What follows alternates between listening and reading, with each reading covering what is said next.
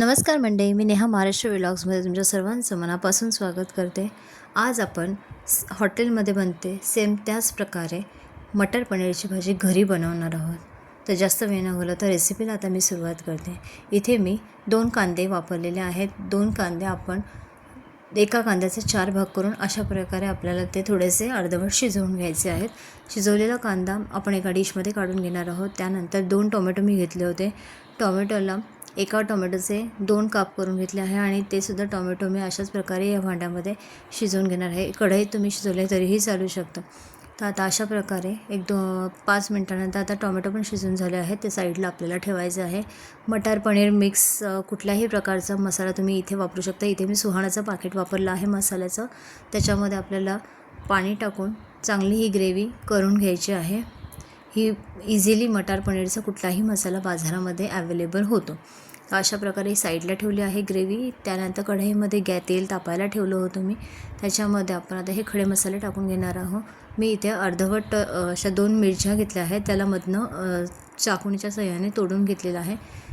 त्या मिरच्या आपण नंतर टाकणार आहोत ग्रेव्ही टाकल्यानंतर। तर सर्वात पहिले आता मी तमालपत्र आणि मसाला वेलची घेतली आहे, ती आता तेलामध्ये परतवून घेणार आहोत। त्यानंतर आपण कांदा, टोमॅटो, लसूण आणि आलं घेऊनची पेस्ट केली आहे, ती पेस्ट आपण आता परतून घेणार आहोत। या पेस्टमध्येच मी आता हिरवी मिरची आपण टाकून घेणार आहोत। आपण तेलात हिरवी मिरची एवढ्यासाठीच नाही टाकली, कारण हिरवी मिरची तडकली जाऊन अंगावर तेल उडण्याची शक्यता असते, म्हणून पेस्टमध्ये ग्रेव्हीमध्येच मी मिरची टाकून परतून घेणार आहे।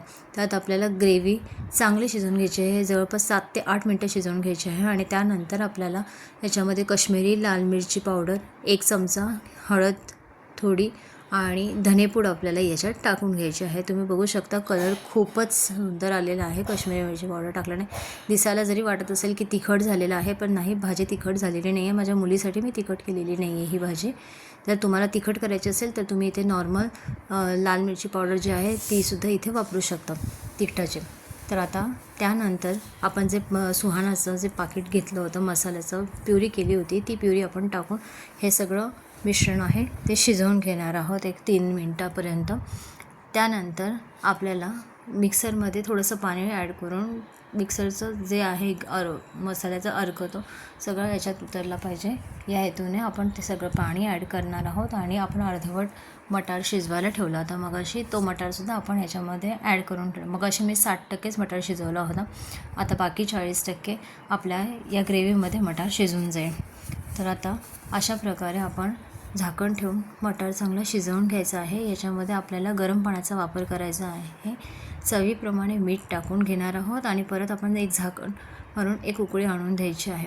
आणि त्यानंतर सर्वात शेवटी मी दुधामध्ये पनीर भिजवून ठेवले होते मगाशी। पनीर मी डायरेक्टली याच्यामध्ये ॲड करणार आहे। मी इथे भाजून घेणार नाही आहे पनीर, किंवा तळून पण घेणार नाही आहे, कारण तळल्यानंतर काय होतं पनीर थोडेसे घट्ट होतात किंवा कडक होतात। मला ते कडक तसे आवडत नाहीत, मला मऊच आवडतात, माझ्या लेकीला पण मऊ आवडतात, म्हणून मी पनीर डायरेक्ट घेतलेले आहेत आणि ते डायरेक्ट टाकत आहे। सर्वात शेवटी आपण काजूची पेस्ट याच्यामध्ये ॲड करणार आहोत। मी काजू गरम पाण्यामध्ये जेव्हा रेसिपी सुरुवात करायला घेतली होती तेव्हाच मी टाकून घेतले होते गरम पाण्यात चांगले। आणि त्यानंतर मिक्सरला ही काजूची पेस्ट आपण करून घ्यायची आहे। आणि सर्वात शेवटी कोथिंबीर आपल्याला टाकून घ्यायची आहे। इथे तुम्ही कसुरी मेथीचा वापरसुद्धा करू शकता। तर अशा प्रकारे माझी भाजी हॉटेलसारखी सेम झालेली आहे, चवीला खूप छान झालेली आहे। माझी मुलगी केव्हापासून मागे लागली आहे की आई मला दे भाजी दे। तर आता अशा प्रकारे ही भाजी माझी तयार झालेली आहे। तुम्हाला ही रेसिपी माझी कशी वाटली ते मला कमेंट करून सांगा। चॅनलला नवीन असेल तर प्लीज शेअर, सबस्क्राईब करायला माझ्या चॅनलला विसरू नका। थँक्यू।